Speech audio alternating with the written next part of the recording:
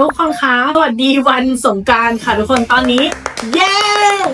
ซัมเมอร์ดิวได้เริ่มต้นขึ้นเรียบร้อยแล้วนะคะตอนนี้เข็มจัดเซตหนังสือพร้อมของขวัญพิเศษเยอะมากสำหรับนักเรียนที่ก็จะเป็นเริ่มเรียนเตรียมสอบอยากสื่อสารได้จัดเซตมาให้เยอะมากแล้วมีของขวัญเยอะมากด้วยนะเข็มจัดมาให้เรามีทั้งหมด11เซตด้วยกันนะคะโดยที่นักเรียนสามารถกดได้เลยตั้งแต่วันนี้ถึงวันที่17เมษายนของขวัญจัดเต็มแบบนี้นะคะ1ปีมีให้กดแค่ครั้งเดียวเท่านั้นนะคะดังนั้นใครเรียนหนังสืออยู่รีบมากดให้ทันนะและนักเรียนเก่าหรือนักเรียนใหม่ที่อยากจะจัดเซตหนังสือด้วยตัวเองสามารถทักเพียรมินได้เลยนะคะและใครที่อยากจะเจาะทักษะพิเศษไม่ว่าจะเป็นทักษะการพูดทักษะการแปลทักษะการฟังนะคะตอนนี้จัดของขวัญให้เป็น buy one get one นะคะบอกเลยว่า1ปีมีแค่ครั้งเดียวจริงๆรีบไป2 หมุนค่ะเข็มย้ำนะคะว่าของขวัญมีจำนวนจำกัดนะถ้าของขวัญชิ้นไหนหมดสต็อกเข็มขออนุญาตปิดตะกร้าทันทีค่ะแล้วก็ทุกคนแพลนดีๆนะคะถ้าอยากได้รับน้องก่อนสงกรานต์รีบกดเข้ามาด่วนๆเดี๋ยวเข็มจะส่งให้ทันทีเลยค่ะเดี๋ยวเข็มพาไปดูว่ามีเซตไหนจัดบ้างไปค่ะ